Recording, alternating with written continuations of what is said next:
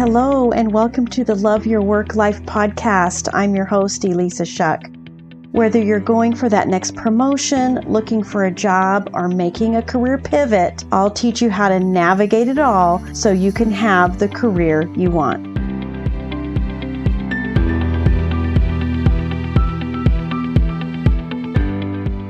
Welcome to the Love Your Work Life podcast, episode 14.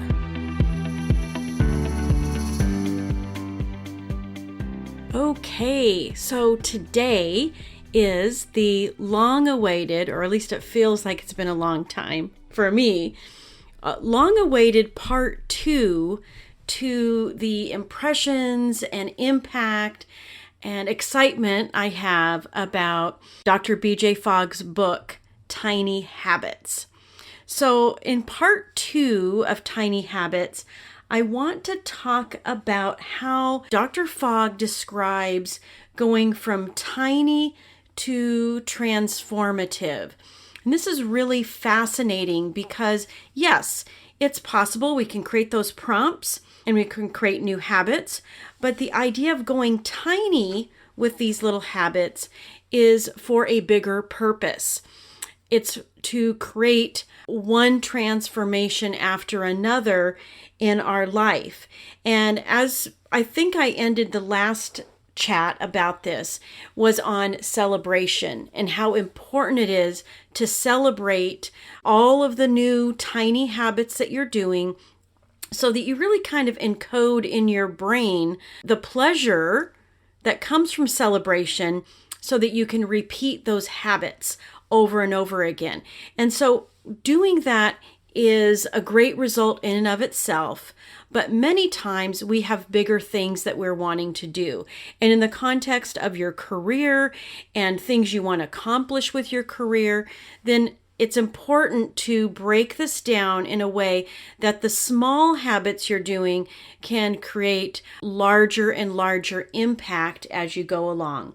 The first thing that I want to touch on, and it's a great segue from celebration, is creating success momentum.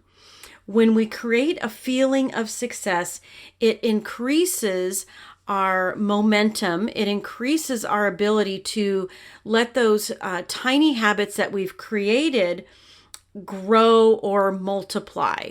So grow meaning you reach the ultimate. So if your goal is to, plank for 3 minutes every day and you gradually work your way up there to 3 minutes, 15 seconds at a time, your habit is growing. Also, habits can multiply, and that means a great habit in one area of your life starts to creep into other areas of your life in the best possible way, and that's how they multiply. But you get there with success momentum. So how do you do this in a way that really helps you take advantage of tiny and take advantage of that great chemical imprint of success? Well, of course, it's about allowing yourself to feel successful. But I did a little model here, and if you had a goal in your application process or your job search process to connect to a recruiter, say that's your goal, and when you do it, you are successful and you can enjoy this and celebrate that success. Well, you're only enjoying that success one time. When you reach out, then you celebrate. What if you broke that down into some tiny little habits? I've actually come up with 15 steps that you actually get to celebrate 15 times instead of one time. Imagine how that is going to create a feeling of success and momentum towards getting what you want. Let's say you know you need to be on LinkedIn and apply for jobs. So I've posted many times having a little script ready for when you do outreach. And I'll put that little script and a link to a demo of how to reach out to recruiters in the show notes. So don't worry about what the little script is. You'll have that, but have it ready. Now, to do the direct outreach, well, number one, you first need to log into LinkedIn. Step one, even if that's the only thing you do for days, then that counts as a success.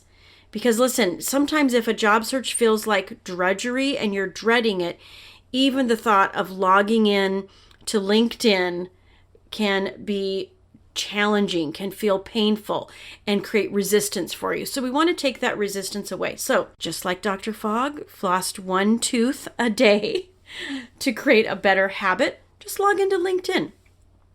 The next thing you may want to do as you start to increase or grow your habit of reaching out and connecting to recruiters is find the company page on LinkedIn. Log in, find the company page. Do that over and over until you move to the next step. And we'll talk about how you know when you should be moving on to the next step shortly. But logging into LinkedIn, finding the company page, click on the people link in the company page. Just look at the people. We're not reaching out yet. We're just looking. Type recruiter into the search bar. Who of those people are actually recruiters? Scroll through those results. Click to view someone's profile. I like the idea of looking at 3 people's profiles. But remember, you don't have to click on all 3 at one time. These are separate steps, each one. One day, maybe you look at one person's profile and you look at one person's profile for several days before you expand out. The next step after you have reached your goal of looking at 3 different recruiter profiles is then start to click connect with that person. And maybe when you first start to click connect, you don't even write the note. You don't even paste your script in there. Totally fine. It's the act of clicking connect that we're after, your comfort level. And of course, every time you do these things, you are allowing yourself to feel successful. That is so key. Build your way up to sending that note with your connection request. And maybe you click copy and paste, but you never actually you never actually click connect. Maybe you back out your note and click connect without the note. Totally fine. But in the end, getting through all of these steps, and it's like 14, 15 steps. After each one, you feel successful. You celebrate, even if it's the tiniest of steps in connecting to a recruiter. Now, I would love for you to feel successful 15 times, breaking that habit down into 15 tiny steps, then waiting for the one step of finally reaching out to recruiter before you feel successful. Okay, we got it? We got it. Okay, number 2 is looking for the deeper meaning or aspiration behind the tiny habit. If you're in a job search, then there's a deeper meaning. There's a reason why you're searching for a job. Maybe it's purely you need a job. That's the aspiration. I always like to coach my clients that if you find yourself in job search mode, then look at that as an opportunity to give yourself a promotion. Look for your next role that's not just an easy peasy replacement to what you had, but look at it as an opportunity to stretch. Imagine what that would feel like, aspiring to the promotion that you know you've always wanted, or the company that you've always wanted to work for. When you find the deeper meaning or aspiration behind the habit, in this case, what we've talked about, reaching out to recruiter, then it starts to feel like you can do that. It starts to give you some more motivation. Again, is that aspiration to make more money? Is it to use your gifts? Anytime you are tapping into that deeper reason, a lot of people might call it your why, then you're going to be creating some motivation along with those feelings of success along the way with each of your tiny habits. Now listen, you know it's working when you feel optimistic, when you are experiencing some forward movement. That's how you know the success that you're giving yourself, the celebration that you're giving yourself, and the movement through those tiny, tiny steps is actually working for you. So how do you know when you're ready to take bigger steps? How do you know when you're ready to go from clicking connect with no message or no note to clicking connect with that personalized note, asking the recruiter to keep you in mind for a specific role or specific position? It's called finding the comfort edge. That's how Dr. Fogg describes it. It means getting comfortable, not pressuring yourself. It should feel very natural. It isn't I should reach out to another recruiter. It's, wow, that was easy. I think I'll try another one. So think about it being like that. Be flexible, be kind to yourself. If you find that you're too busy, if you're not feeling well, or if you are just, say you're looking for a promotion, but you've had a hard day at work and you really just want to relax and spend time with family, then don't let those I should be looking for a new job moments pressure you into doing it. One of the ways to keep track of this is be really aware of your thoughts and feelings motivating those actions that you take. Anytime your action is motivated from a feeling of fear or desperation or doubt or frustration, like you had a really hard day at work, so you're going to dive into reaching out to people, keep in mind, something motivated from frustration, something motivated by something you're running away from, instead of something that you are aspiring to and running toward, your actions will never be as effective and productive as you want them to be when the thoughts and feelings motivating those are not serving you. Also, avoidance is an action. I'll say that again. When you avoid doing something, that is a non-action, which is an action. So take a deeper dive into that as well. Are you avoiding doing something? And if you are, reverse engineer that back. How are you feeling that's causing you to avoid? And what is the thought that's creating that feeling? A lot of times we'll avoid reaching out to a recruiter because we think we're going to be rejected. They're just going to reject me anyway, is your thought. And so the feeling that follows that might be a feeling of helplessness or frustration or doubt. You know what those are for you. So be aware of all of that. Next is creating an environment that is designed to help you do your tiny habits with ease. We talked in part 1 about how interesting those prompts are. Well, sometimes you're creating those prompts. Maybe it's making LinkedIn your default homepage. I don't know. When you log into your computer, LinkedIn is one of the first websites that comes up. Maybe it's a little sticky note. Maybe you find the LinkedIn logo and print it and stick it on the corner of your computer. Whatever that is, for whatever habit that you want to create, is creating an environment that makes it easy and creating those little prompts to remind you that that is the habit you set out to create can be so helpful. And last but definitely not least is mindset.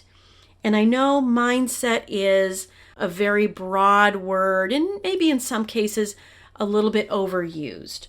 But what I love about the way Dr. Fogg puts it in the book is he uses this phrase, and he heard it over and over again from clients who he was working with on creating new habits in their life, is they started to say this: I'm the kind of person who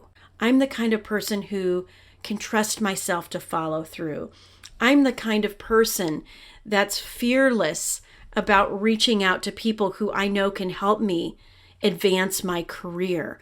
Imagine what that does for you, thinking that you're that kind of person instead of a person who shrinks back in fear, a person who I never get what I want, or a thought that you have, nobody ever notices me. What if your thought is, I put myself in places where I'm noticed?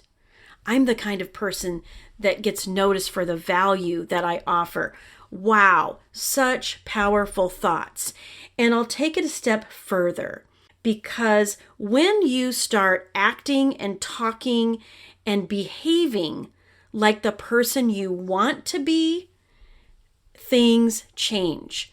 I may have said this before, but every single promotion I ever got in my career, and despite all the ups and downs and being restructured out 3 times, I actually achieved 12 career promotions during my corporate life.